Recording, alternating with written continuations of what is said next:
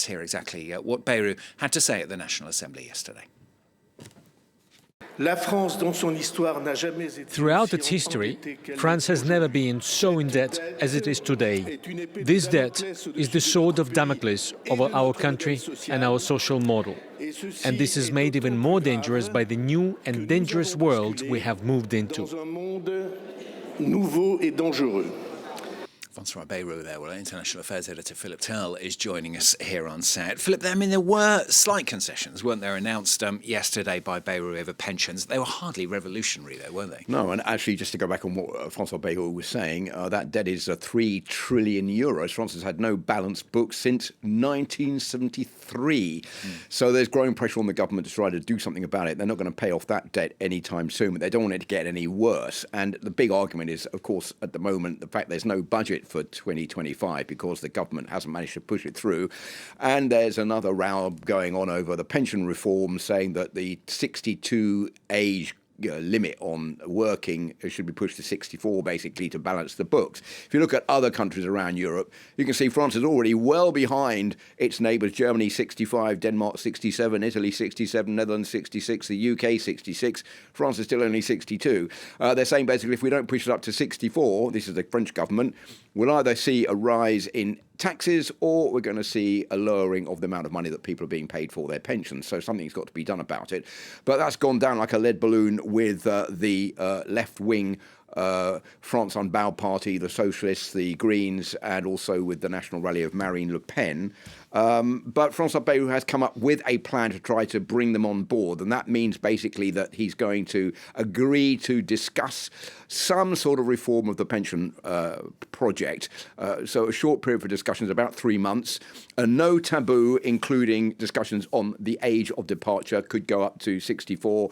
And this is going to be a closed, or what they're calling a conclave, like it was taking place in the Vatican, between unions. No political parties involved. So the Socialist Party is saying basically, OK, well, we will take heed of what Francois Bayrou is putting forward, but what we want is a discussion in the National Assembly and a vote in the National Assembly on that pension reform. Otherwise, we will probably vote in favour of no confidence in the government. And they are not the only ones who have been coming up with very fiery statements about what Francois Bayrou has been announcing in his policy speech yesterday. There are reactions from the National Rally of Marine Le Pen saying, Bayrou, you are lying. Macron must go. That is the France Unbowed Party. They just basically want Emmanuel Macron to stand down on fresh presidential elections. They've called for a vote of no confidence already. We're not with you. That's the Socialists' reaction to what he's saying. We're going to wait and see what that discussion brings forward on the pension reform. France is on the brink of ruin. That's the comment from the Republican Party. They're not going to vote in favour of no confidence, but they're very worried about the state of the finances.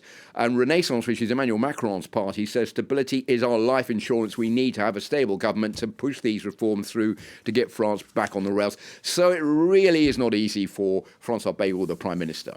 He did make some other announcements as well. What were they about? OK, well, that's not the only announcement. You are quite right, Stuart. He has made a series of other political proposals for the next term in office. The first one is to end the non-reimbursement of some prescription drugs, which was introduced by the last government of Michel Barnier. Bayrou has vowed to end that because many people have complained they can't afford to pay for those drugs unless they're reimbursed by the Social Security in France. Second point, to lower debt to 5.4% of GDP this year. It's currently about 6.1%. Good luck on that. Fewer agricultural norms, industrial norms, because farmers have been complaining that they can't really make ends meet because they have to keep changing their policies because there are new norms involved in doing everything.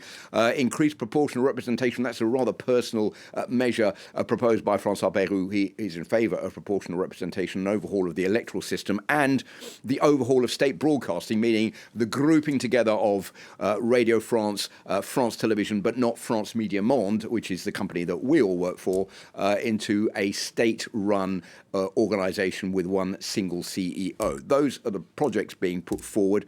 Francois Bayrou being a bit humoristic about it all, saying if 84% of the French don't believe the government will survive until the end of the year, I sometimes wonder whether the remaining 16% find a reason to be optimistic. So the big question then, Philip, is after all of what you've just told us, can Bayrou avoid a vote of no confidence? Well, do you know what, Stuart? I don't know. It looks like for the moment there is some optimism on his part, but there are three people who can upset the apple cart. One of them is Jean-Luc Mélenchon of the France Unbowed Party. He's called for a vote of no confidence. It's going to be voted on Thursday, but it won't go through because there's not enough support. He's joined by the ecologists and by the communists. The second one is Marine Le Pen of the National Rally, a very hard-hitting speech from Jean-Philippe Tanguy in the National Assembly yesterday, criticising Francois Bayrou. But I think the National Rally is not really in favour of another vote of no confidence because Marine Le Pen is seen as the person bringing stability to France, and if she brings in or votes in favour of a vote of no confidence, that will cause much more instability. And as for the man on the right there, that's Olivier Faure, he's the Socialist First Secretary. He may call for a vote of no confidence, but as I've been saying, he's waiting to see how the pension reform is overhauled before he makes that decision. So a little bit of reprieve for Francois Bayrou right now, but for how long, nobody knows. Philip, thanks very much. Philip Turle, International Affairs Editor here on France 24.